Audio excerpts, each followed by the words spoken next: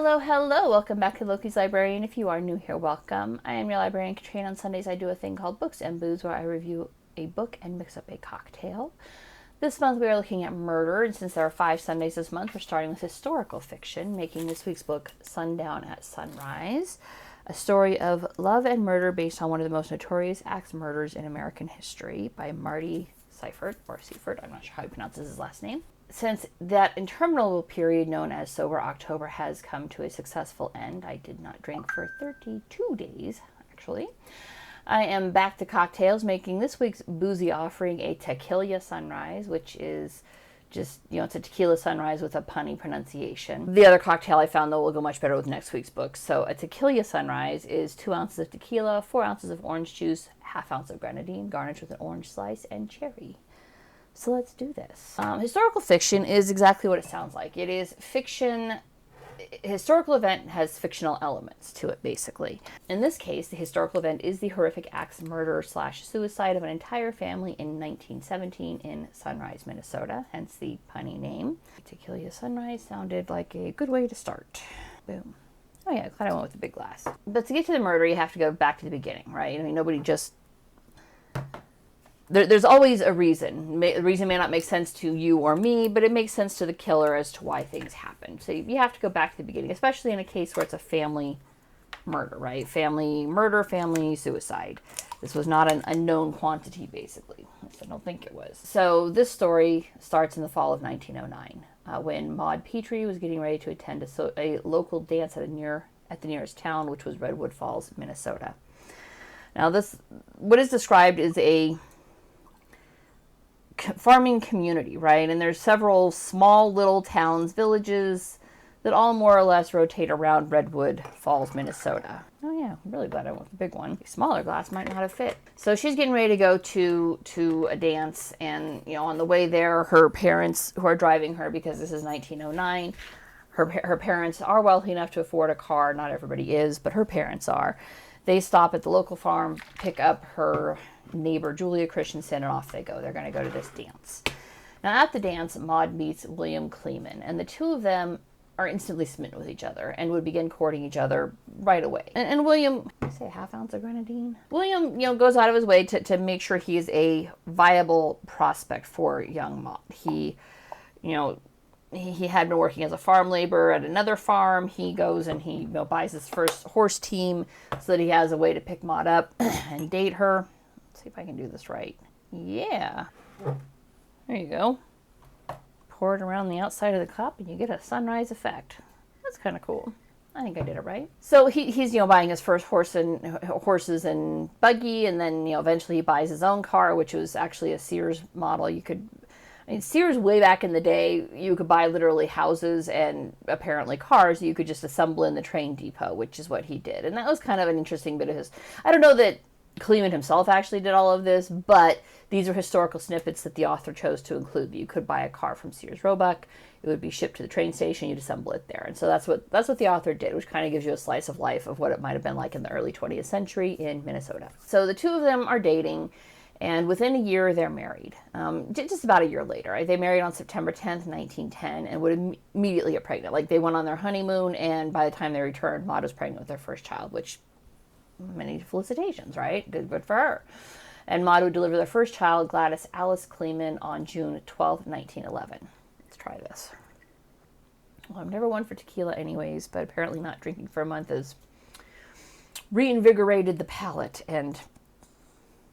tastes like tequila and orange juice. I'm sure the Grenadine will pop back up when I get to the bottom, but ugh.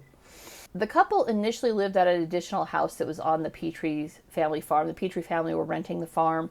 Their rental property included another bit of acreage that had a second house on it. Initially, that house was lived in by the Petries' hired man, Frank. Frank had been with the family so long that by the time Kleeman marries Maud, they decide Frank can move into Maud's old room. Maud and Kleeman will take over the rental property on the other side of the farm, basically. And so that's what they do. And they proceed to birth a lot of babies. They have one every other year for the next, 6 years. Yeah. So you have Gladys Alice was born June 12th, 1911. Then they had Lois Rosamond Kleeman, born November 15th, 1913, and then Gordon Wallace Kleeman, born March 15th, 1915.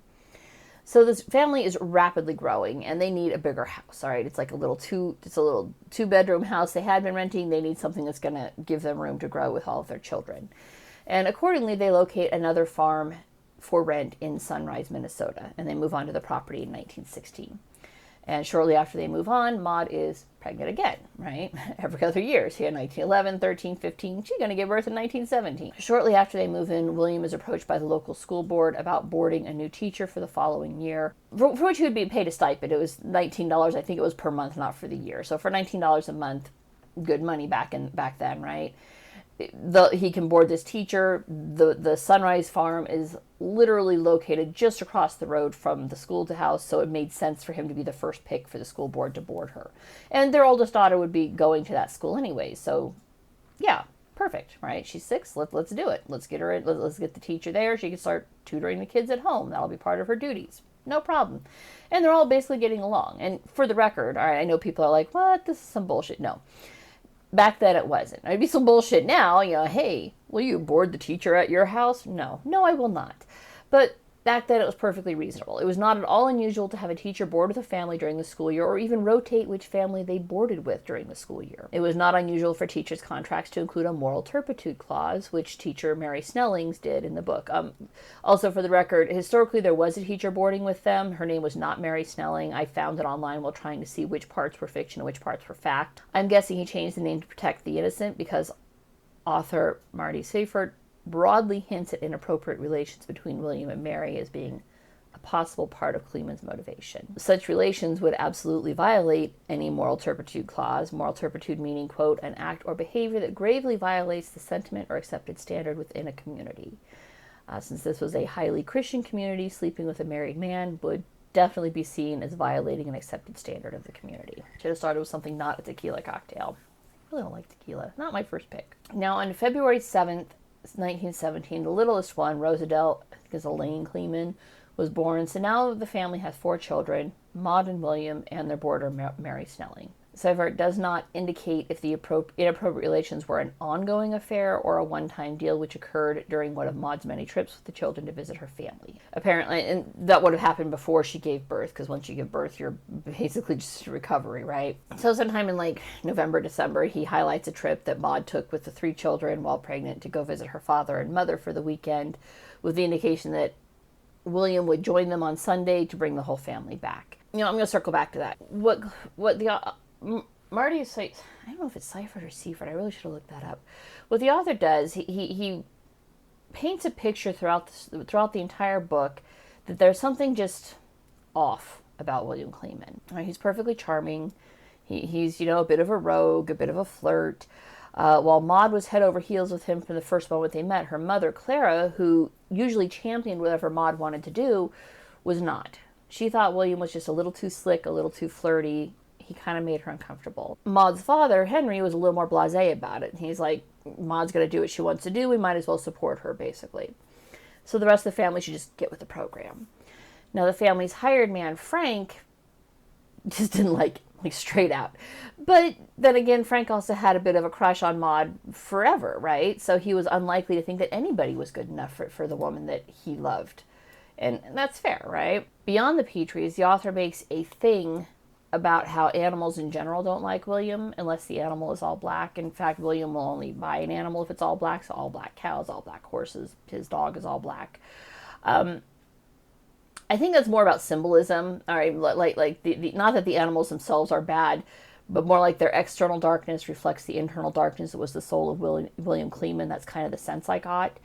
But the author does make it a point to bring up how other dogs and horses would act aggressively towards Kleeman. Like when they were looking at the Sunrise farm and whether or not they wanted to rent it, the family that was living there, their dog was aggressive and had to be tied up so that he wouldn't attack the Kleemans. When they were getting married, the pastor's horse, when he pulled up to the house to marry them, snorted and kind of jerked in his harness and didn't want to get any closer. Just animals in general. And the crows would start circling the farm wherever he lived. There's some nice biblical references to Kleeman being very like the snakes that seem to dog his steps throughout the snoring, with repeated references to snakes, which is very obviously the snake in the garden, right? Snake in the Garden of Eden. Speaking of biblical, William himself was, quote, not much for church. In fact, he refuses to go to church, won't sit at the table when the family says grace. He always finds an excuse to be away from the table as they're saying grace, and then will join them as they eat. When they marry, William insists on it not being in a church, like he wants a town hall wedding. Maud won't go for that because her family is religious, so they settle on marrying at the Petrie family home. Their own pastor won't marry him unless it's in church. Her father goes and finds another pastor who agrees to marry them. When William, Maud, and clan move to Sunrise, he insists the prior tenants remove all books, Bible, and religious symbols that were on the property when they moved in. And rather than going with Maud to visit her family when she goes, right, he stays home. Now, ostensibly, he's doing this to take care of the family, or the animals. Realistically, he could have asked one of his neighbors to come by and check on them. He didn't. What he did is he stayed home. He did take care of the animals, and then he went into town to meet his buddies and have a few drinks and gamble a little bit before returning home and committing an act of moral turpitude with the teacher/boarder. So clearly he's not all that, right? He's not a godly man. He's a gambler, he's a drinker, he's a sinner. All of this comes to a head in March 2017 when one day Miss Snelling becomes ill, the boarder, right? Now, what is wrong with her is never actually specified. It could be food poisoning, like she ate a bad piece of chicken, or it's hinted she could have been pregnant. Again, never says it outright. We don't know what was actually wrong with her, but this is historical fact. This was reported in newspaper articles at the time. She became ill, so she went home for the weekend to visit her own family, her parents, right? What is historically known also as true is that on March 24th of 1917, Snelling took a train home to visit her family. That night, after the family had all had their baths, William Kleeman took an axe and murdered his wife and all 4 children before hanging himself from a pipe in the kitchen. Which is grim, because remember, all of his kids are 6 or under. The newest one was 6 weeks old. Just baffled, right? Snelling would return to the Kleeman farm. Now, when he killed his family, this wasn't like a running, screaming murder. They were asleep in their beds. And he started with his wife because, at least in the book, I have no idea which order he killed them in reality. But in the book, he started with his wife because she's the one most likely to resist. So she's sound asleep. He comes up and just whacks her in the face with an axe. And then he crushes the baby's skull. And then he goes into the other room where his three other children are sleeping. And one by one smashes their heads in with the axe. Which is fucking brutal, man. I'm curious now because the book I'm reading for next week, that author wrote a book about a really infamous axe murderer, and I'm kind of wondering what the parallels are. I kind of want to read her book too and see if maybe it wasn't Kleeman. Maybe he actually was innocent. Obviously, we're never going to know, right? Snelling would return to the Kleeman farm the following night during a very fierce storm. This was very widely reported throughout. Very heavy rains. She ended up hiring a man to drive her out, and he drove as far as he could until his wagon bogged down, and she was like a half mile from the house, so she walked it from there. She would walk in and see Kleeman hanging from the ceiling, and she would cut him down and attempt CPR, which at first I thought, no, she didn't. That's a ridiculous thing to make up fictionally. And then I found the news article and I was like, oh, she totally did do that. Check that shit out. The woman had some brass balls on her. I'm not sure I would cut down a hanging body and try and resuscitate, but she sure as shit did. When she failed to revive William, she called the nearest neighbor, which is smart. All right, you don't know where the rest of the family is. Maybe the rest of the family took off to visit Maud's parents and are waiting for Kleeman to come pick her up and doesn't know that he's hanging there dead. So she calls the closest neighbor, right? And the neighbor stays on. He can hear that she's like shaken to the core, which fair. I think most people would be shaken to the core walking in on this. And so he stays on the phone with her, trying to keep her calm, and then has, somebody else call the sheriff and doctor, and they show up, and it's those men who would read the back of the suicide note. She found a suicide note that said, basically hinting that somebody had tried to rob the farm, and that's why William hung himself. But then the sheriff flips the note over, and on the back it says he's the one who killed them all. That right there, they're like, that's some bullshit. But it did make them go look for the rest of the family and find the rest of the victims, right? Given there was literally no indication anywhere of anyone else having been in the house, and remember, it had been raining for 2 days, right? The storm started on the Saturday night, the 24th. if somebody else had been in the house, there would have been mud tracked all through, and they would have absolutely no reason to clean up after themselves. They've just murdered the family. They're going to try and get away as quick as they can, not stick around to mop the floors. There was no mud in the house, other than what Mary and then the other people tracked in. So there was no indication that anybody else was in the house. This was rapidly dismissed by the inquest that took place, who found that Kleeman had murdered his entire family with an axe before hanging himself. And to this day, no one knows why. At the time, the best speculation was money. William owed about $500 in various debts. The author kind of dismisses that because adjusted for inflation, that's only about $12,687 in today's currency. I mean, most people have more than that on their credit cards these days. The author doesn't think that's it, not because the amount was necessarily paltry, but because both the Kleeman clan and the Petrie clan were very well off and could and would have assisted the young couple with clearing any outstanding debts.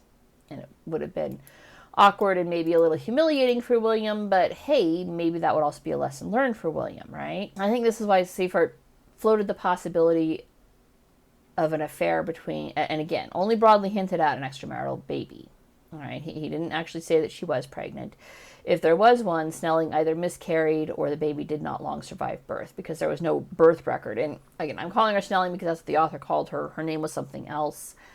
But there's no indication that she actually gave birth to an illicit love child between her and William Kleeman. The only thing I can think of that might have caused such a reaction in Snelling, or in Kleeman, is if Snelling had said she would claim he forced her. Now, her reputation is still going to be mud to some degree because, you know, it's always the woman's fault. But that might get her a waiver on the penalty for violating the moral turpitude clause if it was force rather than, you know, choice. Then again, after finding the body, she just quit outright and no one blamed her. I mean, that's a pretty shocking thing to stumble into. And for a woman to be like, yeah, I can't keep working here. The school board is like, no problem. You're good. Here's your money. Bon voyage, right? Ultimately, the family would be more or less buried together. The 4 children would lay between William and Maud. So you got William and then Maud. And I think for pretty obvious reasons, Clara Petrie did not want Maud buried next to William. She's like, no, you're not going to bury my baby next to the man who killed her. Historically, again, from newspaper articles, the Kleemans and the Petries split the funeral expenses for the 4 children. So the Kleemans buried William and then 2 of the kids, and the Petries buried Maud and 2 of the kids. Again, known fact, this is all from records at the funeral home, right? He did a pretty good job, and the librarians who helped him do research did a pretty good job at finding this, but the motive remains a mystery. Nobody knows why William just snapped and killed his wife and 4 children and then hung himself. I mean, overall, this was not a bad read. It was a little heavy-handed on the imagery. Like I said, he's repeatedly referencing snakes in the garden and all the black animals and, you know, the darkness of William's soul and his refusal to go to church and that he's not a good man. And maybe that was the motivation. Maybe it wasn't the affair. Or maybe she wasn't pregnant. Maybe she just said, you know, hey, I think this is God's judgment on us. I can't keep sleeping with you. And he saw his wife and babies as, you know, standing between him and his newest infatuation. And so he killed them all and then realized, hey, I'm never going to get away with this, and hung himself. You know, maybe it's just as simple as he was a bad man. I mean, there's nothing to indicate he was ever abusive to Maud.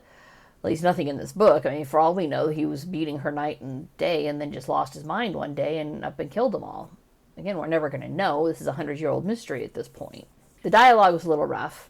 I mean, of necessity, dialogue has to be made up, right? Unless you have something that very clearly says, X was reported to say this, but, you know, the dialogue was a little rough. But Seifert uses that again to show that William was not the prince that Maud thought he was, you know? Or maybe he was a prince up until he wasn't. And that's it for this week. If you liked what you saw, don't forget to subscribe, and I will see you guys next Sunday. Bye.